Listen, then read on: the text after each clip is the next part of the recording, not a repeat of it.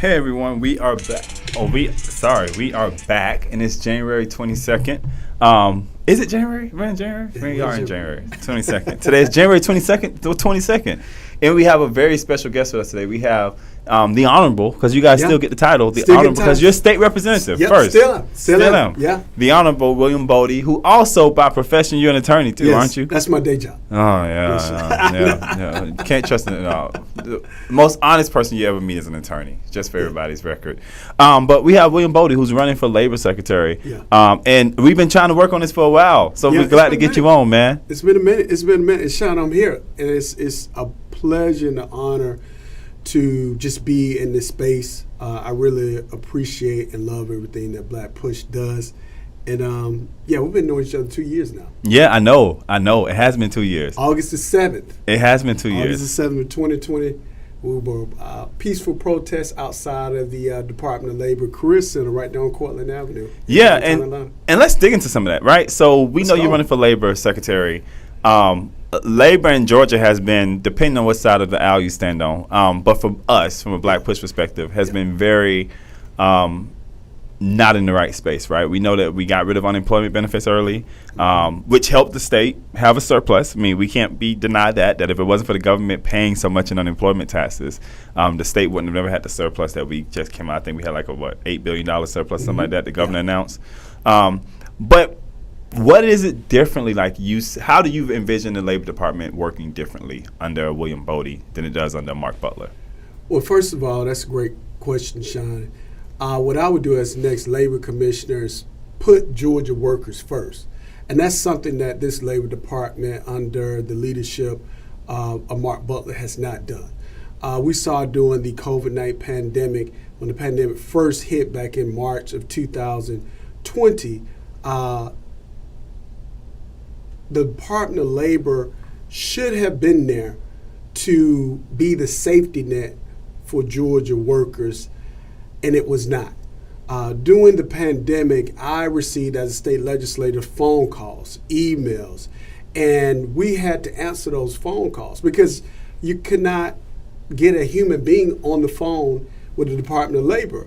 And still to this day, I was just responding to a Facebook from a friend of mine that I used to work with years ago, that they have not heard from the Department of Labor since they filed their claim back in August of 2020. And so it's just very sad that one of the most important state agencies in the state of Georgia is not available and not being transparent and being accessible to citizens. And so I look to change that as the next Labor Commissioner, first and foremost. Also, we're going to upgrade the technology with the Labor Commissioner's office.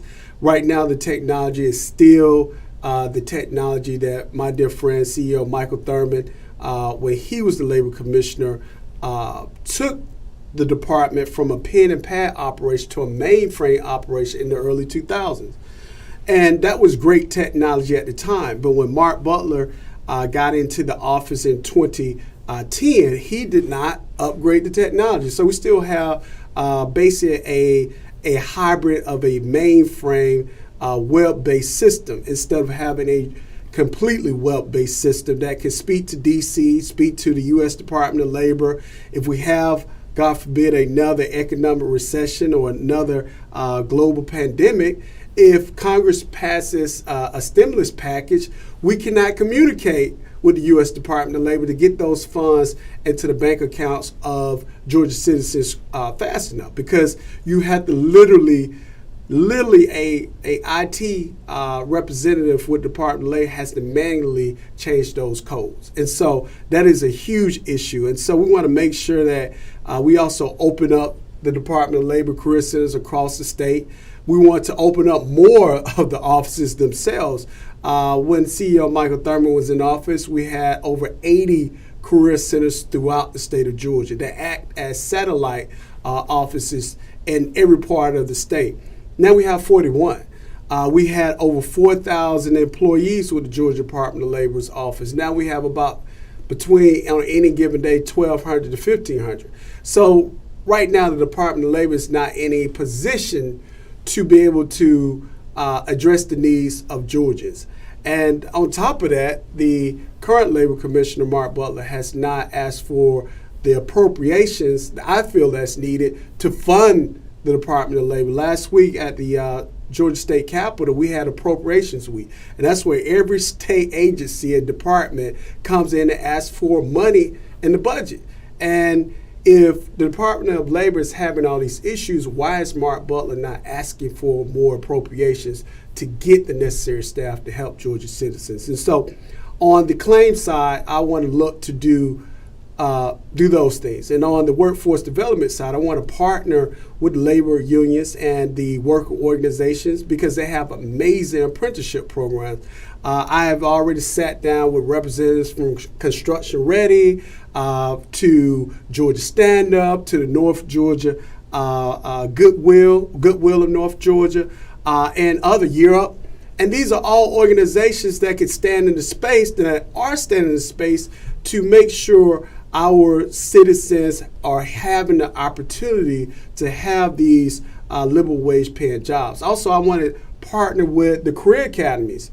Career academies across the state of Georgia are career academies are focused to help high school students in 10th grade and above to get into vocational programs right there in high school. Like they can go for half a day and learn trades such as construction, such as culinary arts, such as videography. I mean, these are all opportunities that students right now can be taken advantage of. And the Department of Labor should be leading that charge because APS and Fulton County School System, they have the Careers Academy, but I want to make sure every county in the state of Georgia either has a Career Academy or they are partnering with their local technical college to make sure the students in high school can be getting these opportunities. So that's what I want to do on the workforce development side. On the policy side, I want to make sure that we are reimagining the Department of Labor where the Department of Labor is leading initiatives in the executive branch to get the legislative branch to pass progressive policies that's going to help Georgia workers, worker-friendly policies. We need to look at, of course, the minimum wage and not just getting the minimum wage raised. We need a livable wage.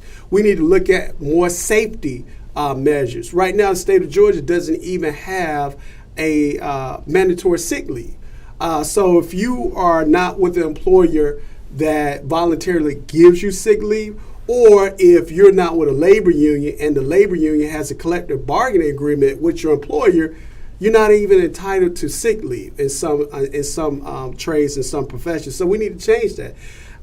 It's a lot of things at the state level we could do with the Department of Labor, and the Labor Department could be that glue to bring together social economic concerns, to bring together workforce development, to bring together the faith-based community, to bring together labor to make the workforce in Georgia one of the best in the country. And one caveat before I conclude, the Department of Labor and the Georgia Department of Labor Commissioner is one of 4 elected labor commissioner or labor secretary positions in the whole entire country. So Georgia has the opportunity to elect their labor commissioner, and I hope that I get that opportunity. I'm blessed with that opportunity so I can serve in that capacity. So it's funny how you talked about earlier about there being this minimum wage, right? We know, yes. We see that minimum wage increase has been a big thing. I just read an article today where some people in the Democratic Party are trying to get President Biden to increase the minimum wage for contracted workers to $15 an hour. Yeah. Read another article where in order to stay in the city of Atlanta, which I don't stay in the city of Atlanta, I stay in the outskirts, but in order to stay in the city of Atlanta, you at least need to be making anywhere from $17 to I think it's $20 an hour to be able to survive and be able to pay rent. But I was also, too, on healthcare.gov, when you go type in those numbers and you type in how much you make and how many hours a week you work, most people who are making $750, even working at 40 hours a week, don't qualify because they don't make enough to meet the threshold in order to get health insurance.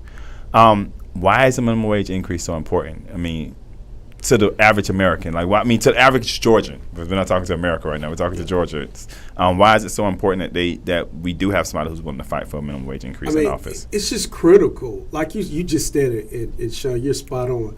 It's critical for so many reasons. Right now, minimum wage in the state of Georgia minimum wage is $5.15 an hour. Right, and a lot of people know that. They don't know that. You know, I think it's important that you said it again. That the state $5.15 an hour is the minimum wage in the state of Georgia.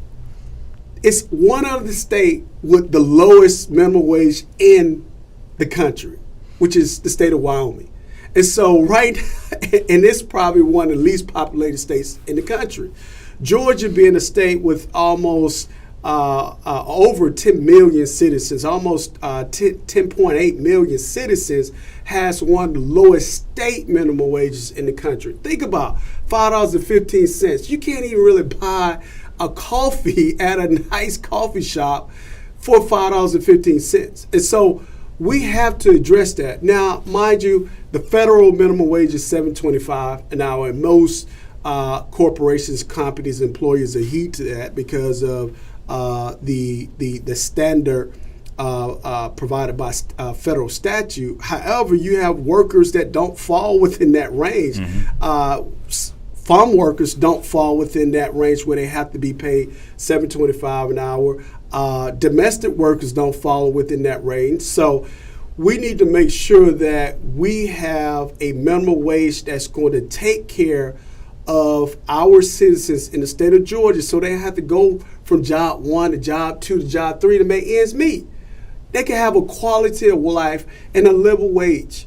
Like you said earlier, in Atlanta, Metro Atlanta, they said, as some experts said, some reports, livable wage is about $28 an hour. And so we're not even coming close to that. And so working families demand to have livable wage. I come from a working family. My father worked at a warehouse, a distribution center in McDonald, and my mother was an educator.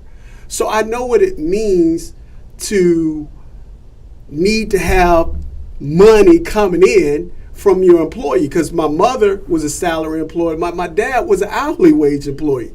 So, and at the time, he was making just over, a little bit over minimum wage, but he wasn't making a livable wage. And so I know what it means to not be able to put adequate food on the table, because sometimes your employer is not paying you what you're worth. Right. And even thinking about that, I think that a lot of what has is what COVID has exposed us to is the reality that inflation. We see inflation is a huge thing right now, right? So we still have the $7.50 an hour minimum wage right now for most people.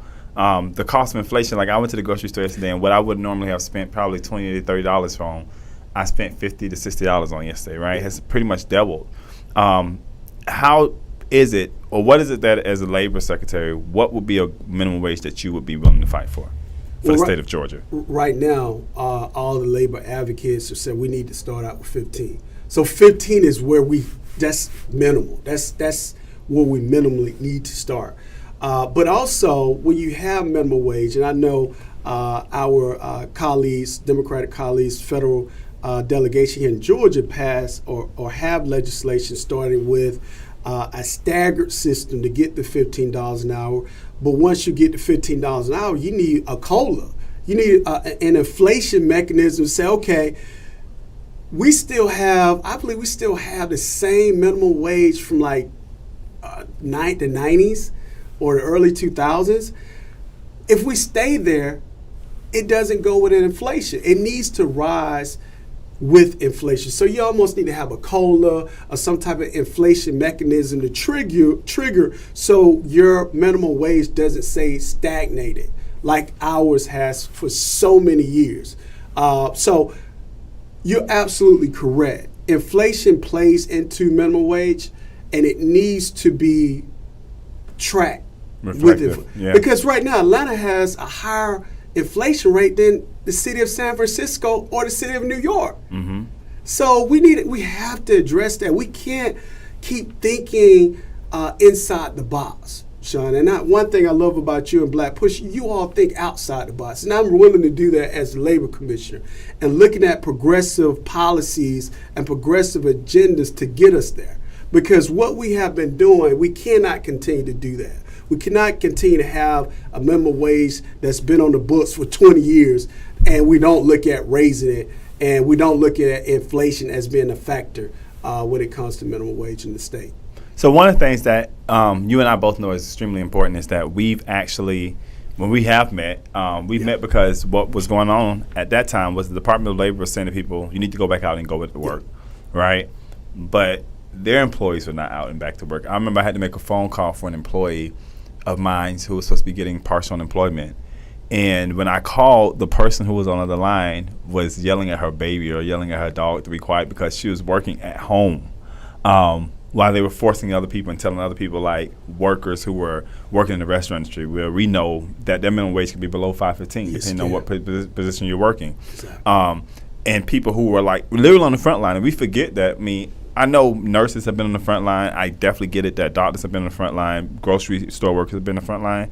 But in the beginning of the pandemic, we asked our restaurant employees to go and stay at work. And a lot of them got sick, and they couldn't afford to be sick. So what is it that you would do as labor secretary to kind of, for those people who feel like they've been burnt by the labor system here, right, over the last 2 years, and felt like that we dealt with a labor system that said it's okay for you to go back to work, but it's not okay for our own people to go back to work. What would you do differently, or what is it that you can do differently on day one to make sure that people know that the labor system they have in the state of Georgia is actually working for them? Sean, that's a great question. First of all, day one, we're going to open up all the career centers throughout the state. About 3 months ago, my wife, we got married, and she's completely now Georgia resident, and she had to get a driver's license. And we went to the Department of Driver Services back in, I believe it was August of last year. And we had an opportunity to see how a state agency could work and have employees work in a safe environment. We walked in, we checked in. You had to do the temperature test. We had to sit into rows where you were not, sitting next to each other. You was socially distanced. And when we went to the window, it was a plexiglass there. And everyone was wearing masks. So I don't understand why the Department of Labor can't do the same thing. As a state legislator, I'm going back and forth to the Capitol every day that we're in session. So it's no excuse. So that's what I would do on day one. Open up the Department of Labor, all the doors. We also need to have a call center for the Department of Labor. Right now, you have one number for 10.8 citizens in the state of Georgia to call. You can never get anybody on the phone. I want to make sure we have a call center. So, look, if you're calling to find out what your PIN number is, we can route you to, an agent can route you to that individual or that department. If you're trying to find out what's the status of my appeal, I was denied unemployment. I want to find out the status. We can get you there. I need to find out how do I file for an initial traditional unemployment claim. So that's what I would do on day one, because that starts to change the culture. I mean, you go on Facebook, any social media platform, it's groups, thousands and thousands of just people that have been just denied anything from due process to just due respect from the Department of Labor. And so we look to change that on day one by putting Georgia workers first, being accessible, being transparent, and just having good customer service. Yeah, so I mean, if people want to know more about William Bodie, we know we have it. I think we have it up here. Where can they go? Where can they learn more about you, where you come from, your ideas? How can they find out more information about you? Well, first of all, I'll tell you where I'm from. Right here, Atlanta, Georgia, born and raised. Grew up in Southwest Atlanta. My parents moved to South Fulton when I was in the 5th grade. Graduated from Banneker High School in South Fulton, went to Valdosta State undergrad, and graduated from Mercer Law. So I'm just proud of being from Georgia, period. And so I have a vested interest in the state, and I have a vested interest in the future of the state.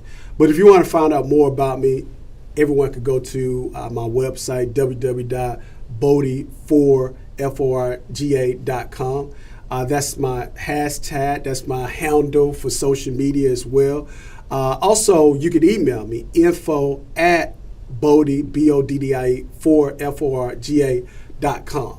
That's probably the best ways to get in contact with. Of course, send messages through my public page on Facebook. I get a lot of messages there as well, which is, again, Boddie for Georgia, or Boddie for GA. So I want to make sure that everyone knows about my platform. Right now I'm endorsed by over 150 progressive elected officials that are currently in office throughout the state of Georgia, from coastal Georgia to urban Georgia to rural Georgia to suburban Georgia. So I'm very proud of that. I've served in the General Assembly now since 2016.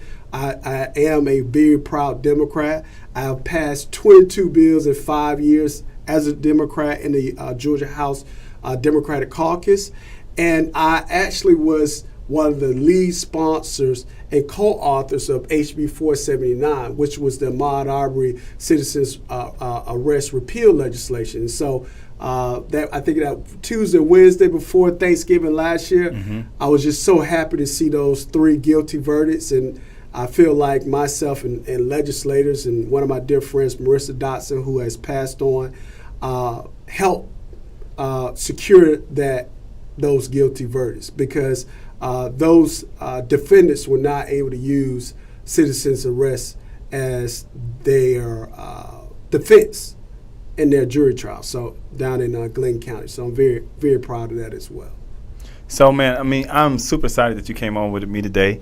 I'm glad that people got a chance to know a little bit more about you. And I want to remind everybody that if you want to check him out, you can go to William Bodie for Georgia. That's FORGA.com. Where you can learn more about Mr. Bodie. And there's also, if you go to our website, there's plenty of videos of events that he spoke at with us.